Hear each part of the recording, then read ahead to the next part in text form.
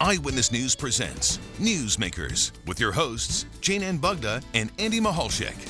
Hello, welcome to Newsmakers. I'm Andy Mehalshick. And I'm Jayne Bugda. COVID-19 certainly has been a learning experience for school districts all across our region, creating unique challenges from virtual learning, social distancing, and keeping classrooms healthy and safe. Without a doubt, today we'll be joined by two school superintendents to talk about the lessons learned from the pandemic and how they're preparing to welcome students back to class for a new school year.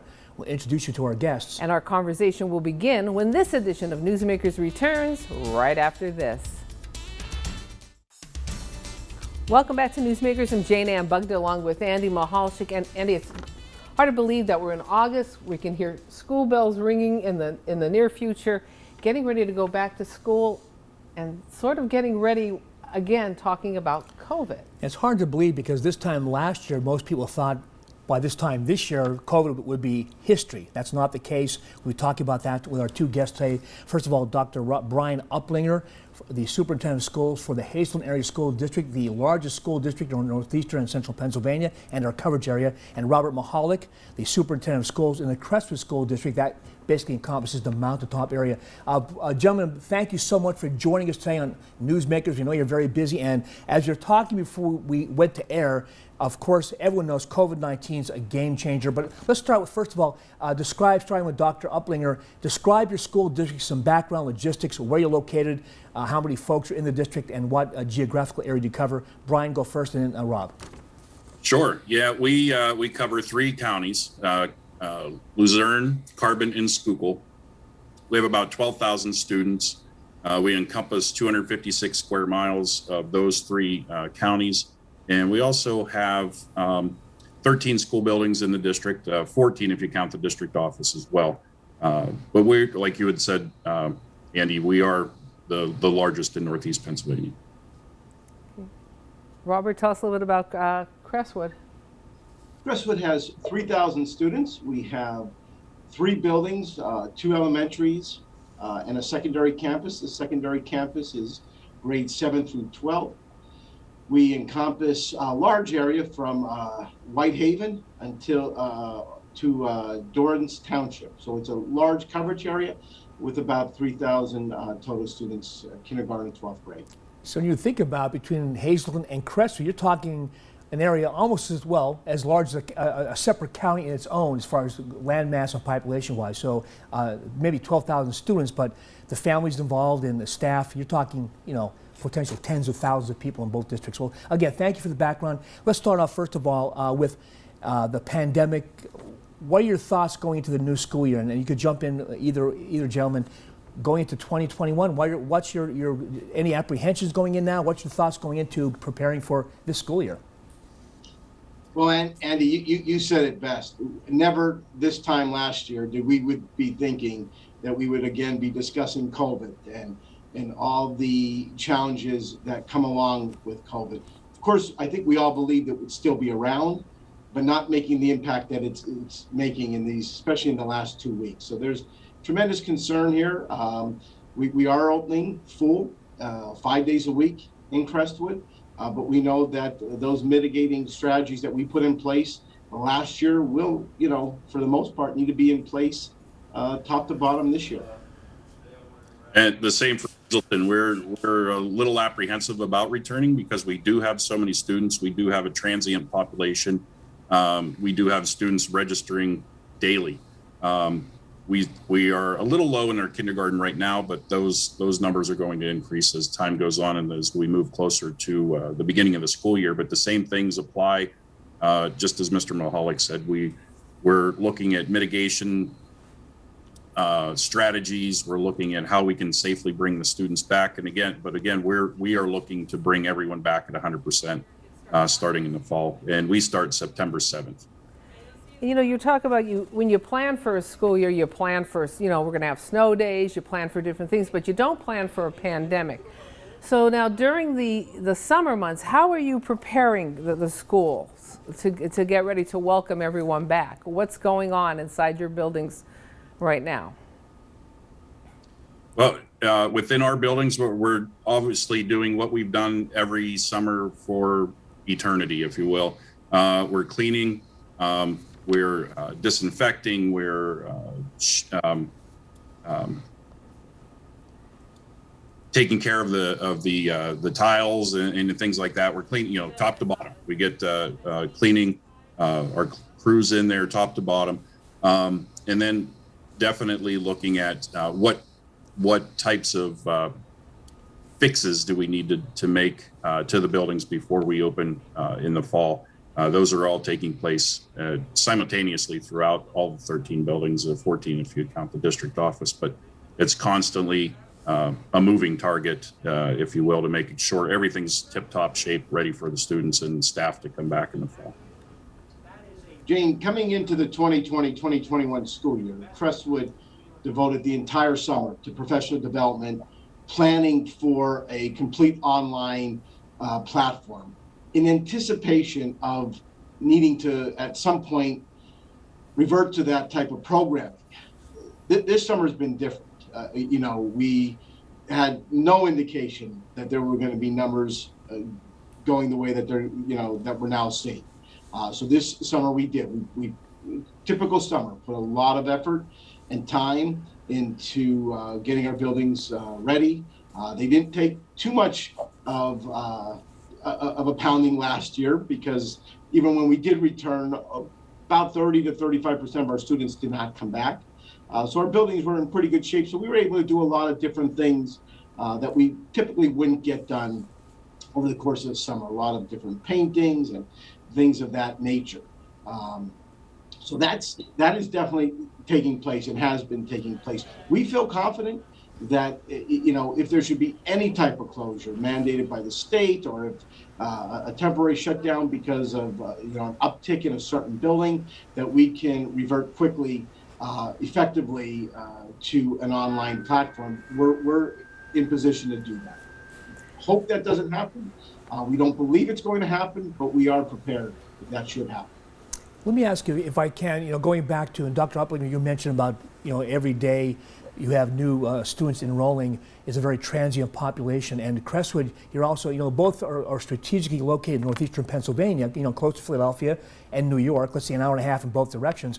Are you seeing an influx at this point of folks moving into the Poconos, per se, Hazleton area, Mountaintop, from the cities, Philadelphia, New York, to escape the pandemic, and you don't blame them to move away from larger populated areas? Are you seeing that? Is that a factor this year more than maybe last year? Yeah, Andy, I'll take that. Yes, in the Crestwood School District, this is my second full summer here. Last year, we did not experience a larger than usual transfer in to our district. This year, absolutely. In fact, we were just speaking about that this week, that there are a lot of students coming from city areas, and we believe it is that they're concerned that their schools may be shut down for a time this year. So we have seen that absolutely take place. And the same for Hazleton. We see a lot of students coming from New York, New Jersey. We also have students coming from the Dominican Republic, Puerto Rico, and they're coming to, as Mr. Mehalick was stating, I think they're coming to a safe area, or what they feel is a safe area, and districts that can take care of their children throughout the course of the school year, provide them an excellent education, and again, keep them safe. They're away from a large number of students, a large number of people in the cities, and they're coming to a more remote, more urban, or a suburban, rural area. And I do, again, I think that's just because they want to stay safe and they want to keep their families and children safe. And I know it's a touchy subject for some, but will students and staff be required to wear masks, and what about being vaccinated? In Hazleton, we're still going to follow the CDC recommendations, and at this point, it's an ever-moving target again. Where do we continue with masks? Do we continue with temperatures and things of that, like we had ended the school year last year in 2021?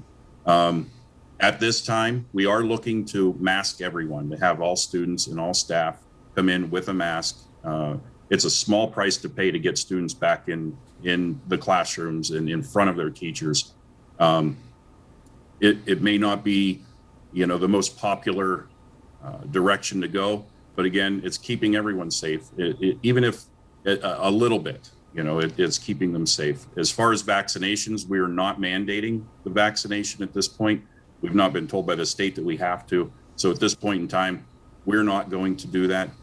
We do have some partnerships with the Wright Center and LVHN that we do provide different opportunities for students and staff that are eligible to receive the vaccination. We've had those on campus throughout the course of the summer and at the end of the last school year. We have followed the guidelines of the CDC throughout, and certainly I'm inclined to continue to follow. Not yet ready to officially announce our masking policy, because I do want to wait just a little bit longer.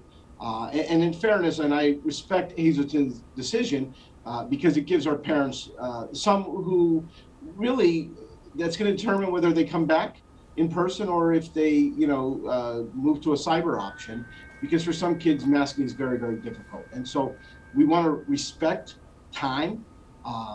And that's why I think just a little more time for us to see. 2 weeks ago, I would have been very comfortable saying, I think if you're fully vaccinated and we can mitigate and we can provide at least 3 feet, I feel very confident that you would not need to wear a mask. Now, I don't have that same feeling. So I think within, by the 3rd week of August, Crestwood School District will announce a decision on masking.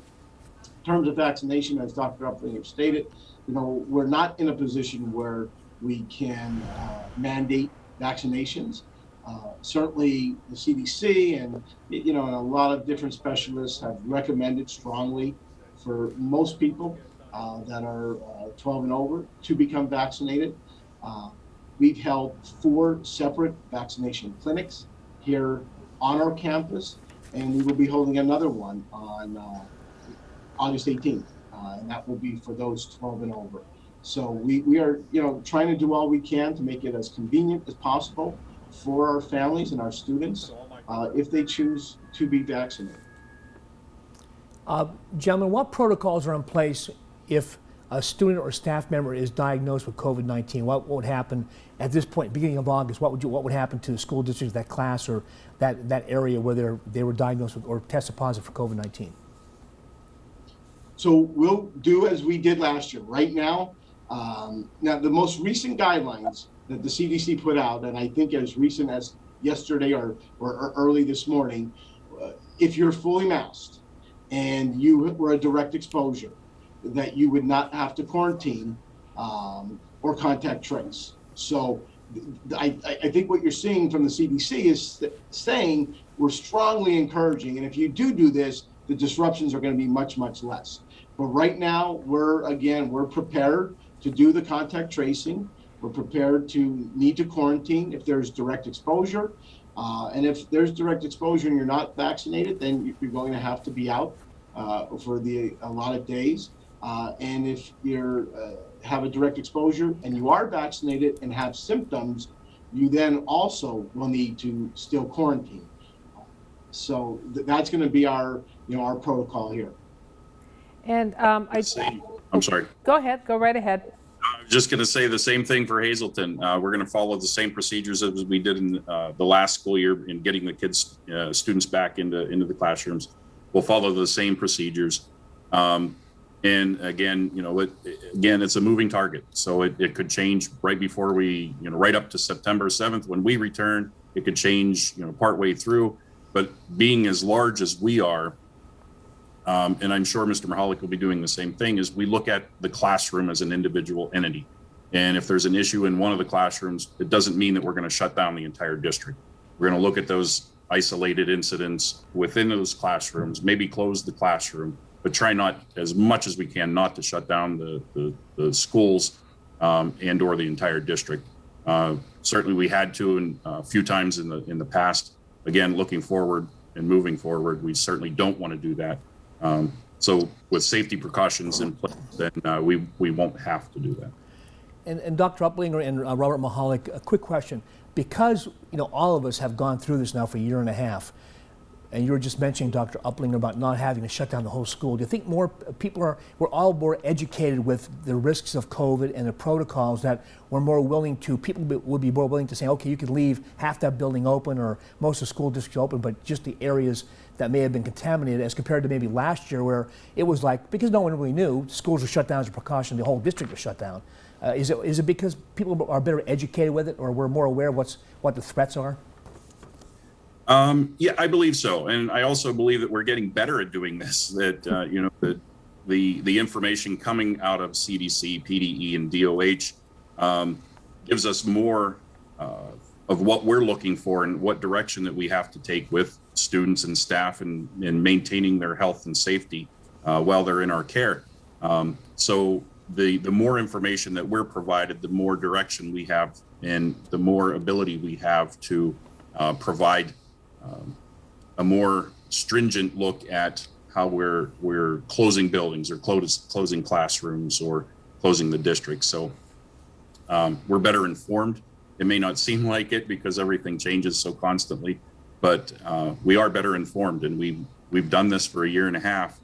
We're becoming pros almost, for lack of a better term, but we certainly hope it ends soon so we're able to get everybody back to normal. Yeah, and in addition, our families and our students have become very familiar with the process. And I can tell you that's a big help when we need to reach out to them, do the contact tracing. I mean, we have students that will, have exactly where they've been, who they've been around, who their close contacts were, what the situations were. They have that information ready to go. And that is a tremendous help. And it really does limit the amount of, disruptions to the school and the amount of, closures that we need to take because they're very forthcoming and they're aware of the process.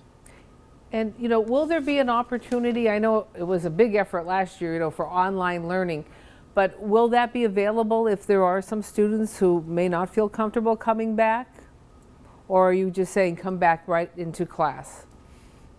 Yes, I again, speaking for Crestwood, we absolutely have a cyber academy, Crestwood Cyber Academy.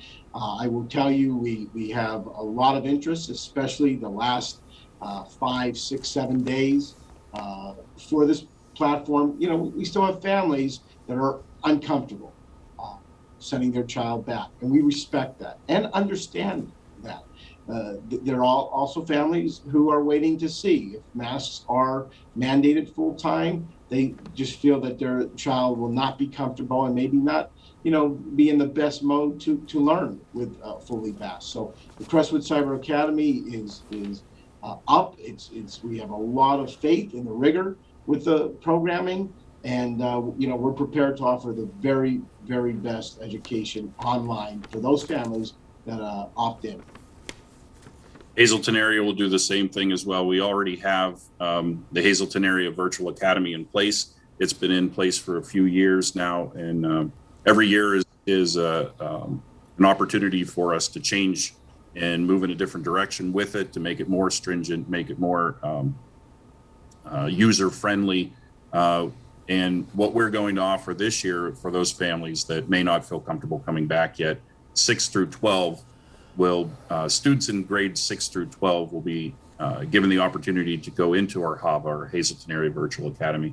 And then students in kindergarten through 5th grade, we will continue to utilize our Teams platform that we did in the past, Microsoft Teams. That's more one-on-one, it's more personal, it's more directed towards an elementary program that we have. And then eventually what we'd like to do is move the entire district from the Edgenuity platform that we currently utilize to our Teams platform, K-12.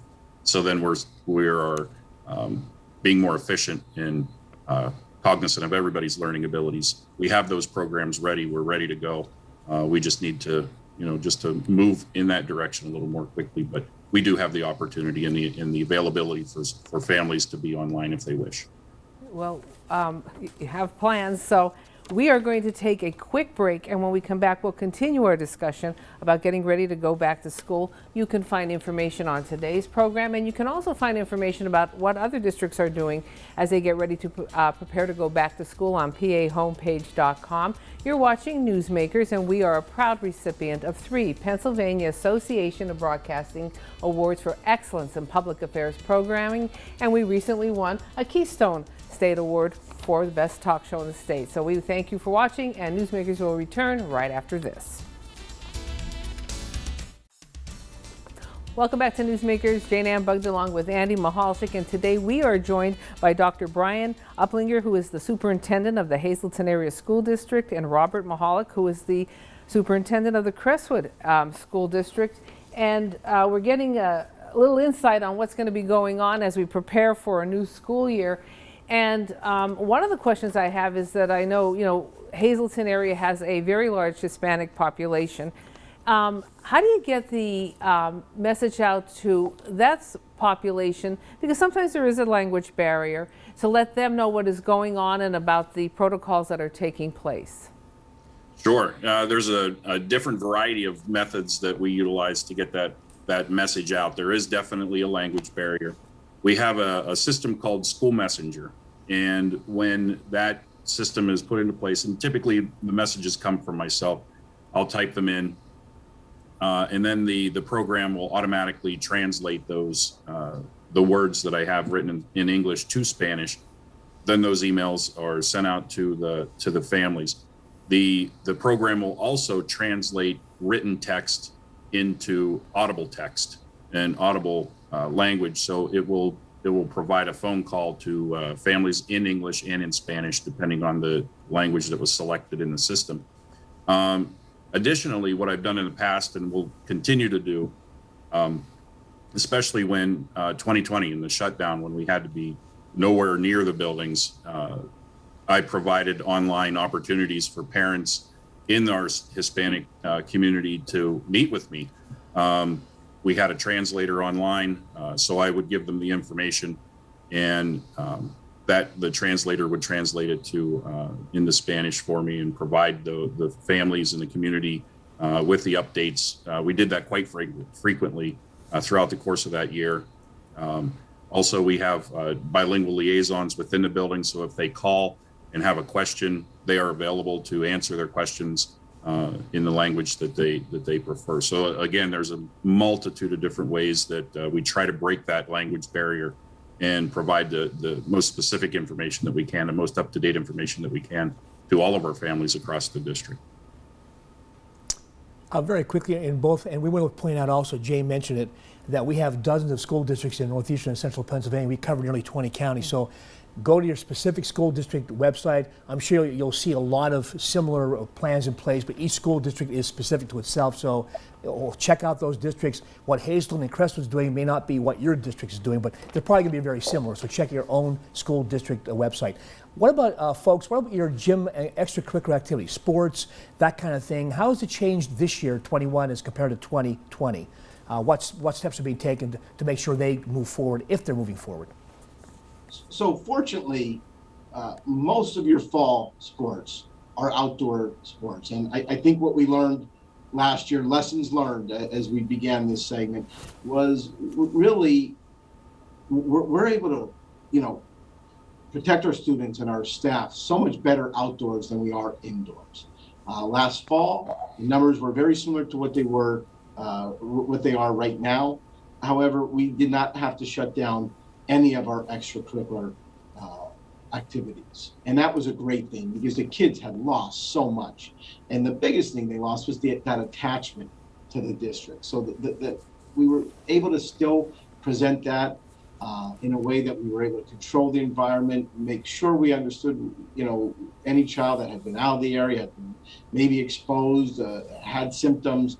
We were really able to isolate those students. So we come into the fall, we anticipate again that most of our sports are going to be outdoors, and hopefully taking, again, those same mitigating strategies that we used last year, that we'll be able to have all of our extracurriculars, again, be without disruption. And, gentlemen, I do have one quick question here. I know we have about a little less than 2 minutes left, and I know, when Andy and I were in school in the Hazleton Area School District many moons ago, we look forward to that snow day. And what happens to snow days now? Do we go virtual? Do we end the snow days because of this? Yeah, there's a program that was provided to districts a few years ago called Flexible Instructional Days. We had to actually apply for those, show that this was pre-pandemic, I should note. We had to apply for those, show that we had an option for online learning, and then the state would approve them. If they did approve them, we would receive 5 days to utilize as necessary to make up school. Or to keep school running during those snow days. Moving forward, there's not been any change in the law at this point. However, with the ability that we have now, there should be, and we should be able to eliminate snow days moving forward and be on time. And I'm just going to interrupt you on that note. Brian Uplinger and Robert Mehalick, thank you so much for joining us. This half hour flew. We want parents to know that they can find information on their schools on pahomepage.com and on this show. For Andy Mehalshick and everyone behind the scenes, we want to thank you for making Newsmakers part of your day, and we hope you have a happy, healthy, and safe school year. Thanks for joining us.